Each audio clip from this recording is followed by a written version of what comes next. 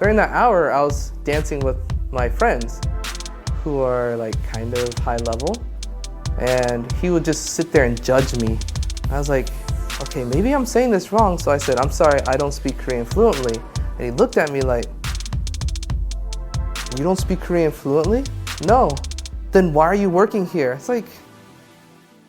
Hi everybody, welcome back to the Halfie Project. We are here for another really great interview with this guest. This is Tony, and I will let him say hi. Hi, my name is Tony. I'm a photographer and dancer. Where would you say you're from? And tell me a little bit about your family background. I'm an American citizen. My dad was in the military. He met my mom in Korea. I lived in Germany, Arizona, Maryland, Pennsylvania, Florida. So wait, you're military also. What branch? Yeah. Army. Army. Okay, I was Air Force. And your parents met here? Yeah. My parents also met. Where did your parents meet? Camp Casey, I think. Casey. Or Humphrey. One of those. Camp Humphreys? I know Camp Humphreys. Is that the one further south? Pyeongtaek. A little farther down. Oh, no, it's Casey. Okay. Casey somewhere else? Yeah. Yeah. My parents met at Osan. Here in Korea. Okay. So your mom's Korean? Mm-hmm. Yeah, and your dad's black? Yeah. And you grew up mostly in the States? Mostly in the States, yeah. Just everywhere though. So when people ask you, hey Tony, where are you from? What do you usually say? What I said, because I grew up mostly in Maryland, kind of, but I don't identify myself as someone from Maryland. Like, I don't cheer for the Ravens, I don't cheer for whatever sports team or anything. So, did you grow up speaking Korean at all? Do you speak any Korean? I speak some Korean now. Growing up, I used to hate Korean a lot because I never grew up around Korean people. Only time I saw Korean people were at church. So when I was maybe 4 or 5 in Arizona, they forced me to go to these Korean classes. Saturday mornings, right? Were you Saturday morning? I don't know if it was Saturday morning, but it was just like, tree is this, namu. It's like, why are you calling it that? It's tree. It shouldn't be that. I had no idea what I was doing there. I don't know if it was because I was dumb. They didn't explain anything to me, but it was just like, instead of calling it tree using this sound, you're gonna change it and make it this sound from now on. And so you didn't make the concept that this is just another language? Yeah, I didn't know anything like that. Like back then, I didn't even look at my mom as Korean. Like I didn't look at my dad as black or my mom as Korean, so it was just, what are we doing here? They're just your parents. Yeah. So your mom though, does she speak English fluently? So you never ever processed in your mind like, oh, my mom's Korean? Mm-hmm. Yeah, she spoke English pretty fluently, and it's funny, she spoke like a black person. Oh really? Yeah. She grew up speaking English around with your dad, right? Yeah, my dad doesn't speak like a black person. Yeah. But my mom's friends were mostly black people, like black moms and stuff. So she said, I don't know if I can say it here, but she said some stuff here that was just like, Okay. Like she'd be like, if I did something, like, you did what? Yeah, what is wrong with you? Like, get out of here. You like, Your mom. Yeah. It was really funny. And so it was just, that's my mom. Like, I didn't think of it as, oh, she's Korean speaking English until later on. And then like, as I got older, she needed help with English stuff, so I would help her. Then that's when the connection started happening more inside the house. Outside the house, in high school is when I felt it the most because white people would look at me like I was a black person. Black people would look at me like I was not black. Oh, okay. But not as Korean. The Koreans knew I was Korean, but we never hung out. We were never in the same classes. But other than that, no. Nobody looked at me the way I looked at myself. I was used to being around black people. I wasn't used to being around white people or Korean people at that time. So it was really weird to me that I couldn't be friends with the black crew because I wasn't black at that time. Either if I did good, it's your Asian side. If I did bad, oh, he's one of those black people. Oh, wow. Yeah. So did you ever talk to your parents about that? No, not really.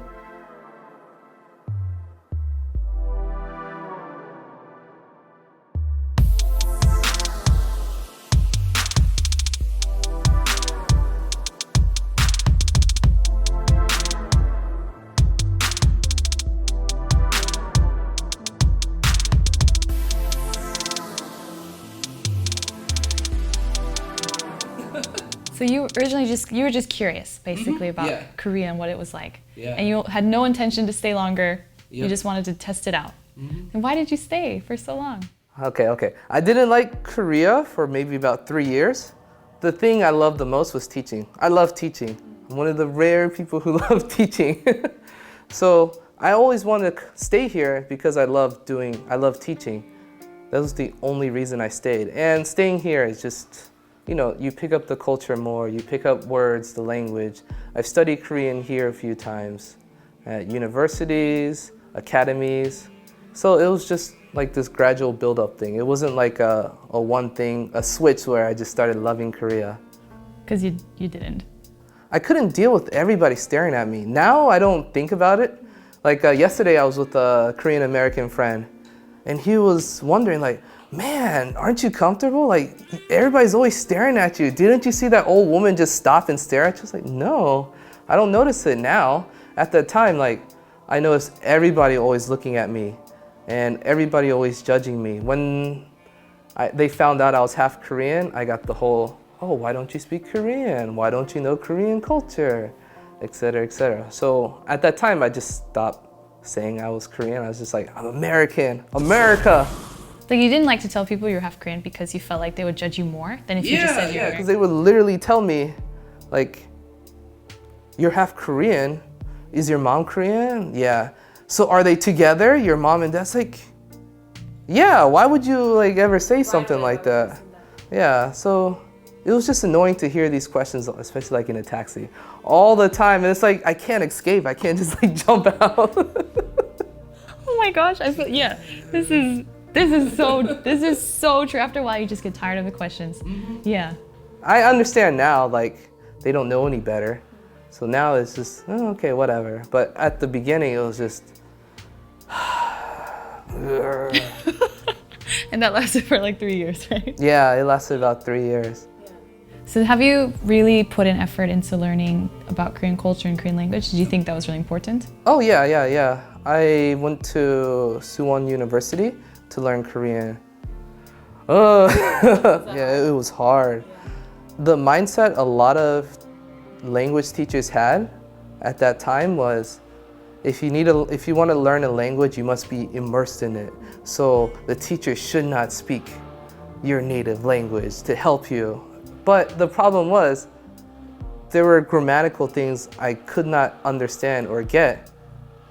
And nobody could tell me because I was the only American in the classroom. Everybody else was from other places in Asia.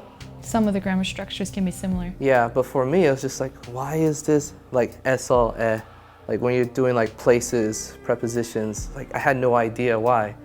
And the teacher would just like mock me. So after one semester, I just left. But I learned a lot of vocabulary. Then I started looking at Japanese books.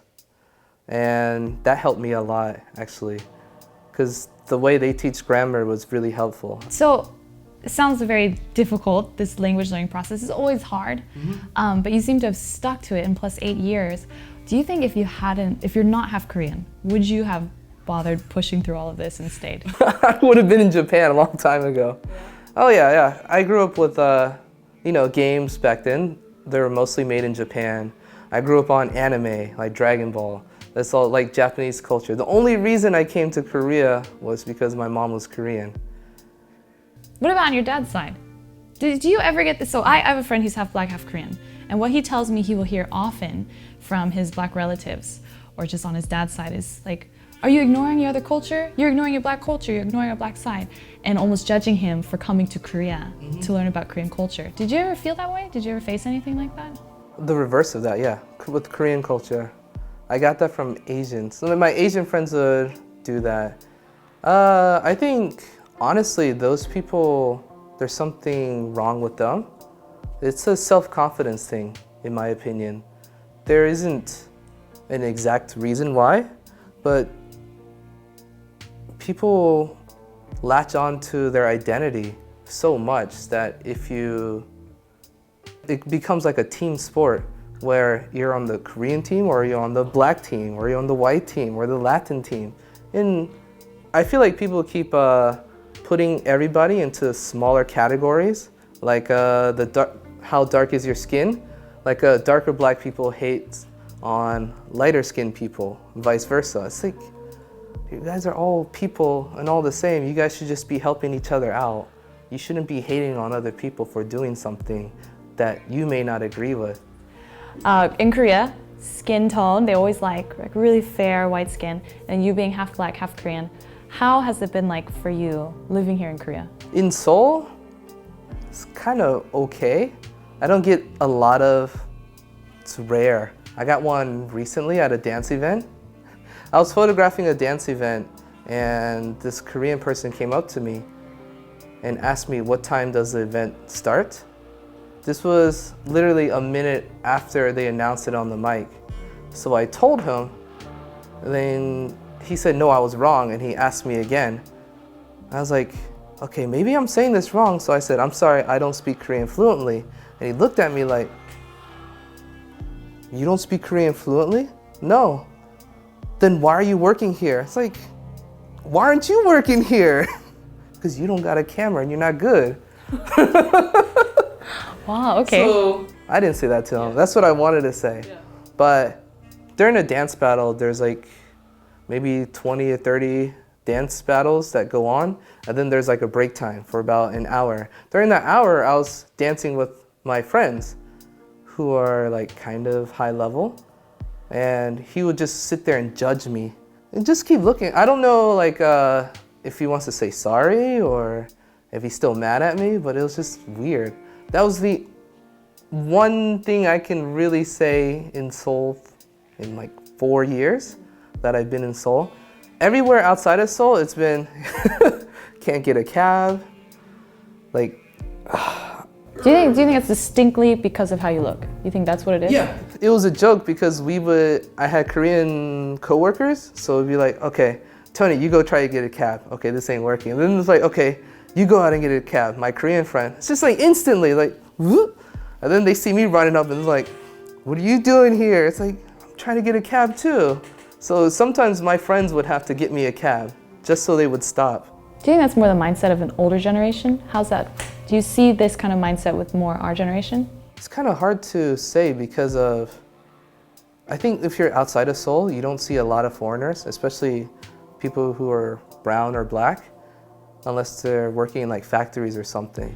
So it's really hard to say. But in Seoul, like, I never have this problem. I have a couple half black, half Korean viewers, and I think a lot of people are very interested in this, I guess this narrative, being half black, half Korean in Korea.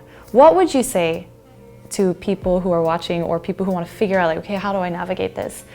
How would you say like, okay, this is probably how you should do it, or this is what you should not do? Like, what would be some words? Maybe, I don't know if advice is the right thing to say. I guess you can say advice. I think being mindful. A lot of people stare.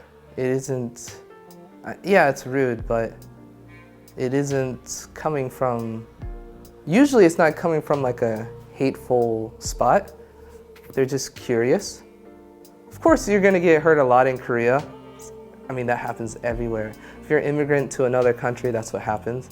But if you're mindful of it, then it hurts a lot less and it's easier to just keep going. That's very good. That's you. really cool. Tony, thanks so much for just sharing your story and chatting with us. But yeah, that was an awesome interview.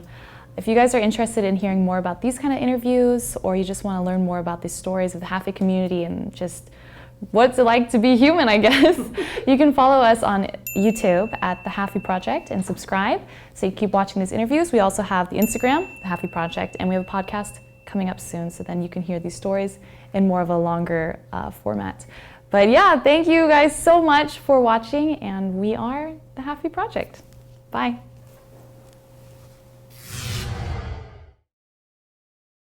Then let's say, who is Tony then? What's Tony's identity? Instagram at alpaca20. I don't know. Yeah, that was a shameless plug. That was just a shameless plug.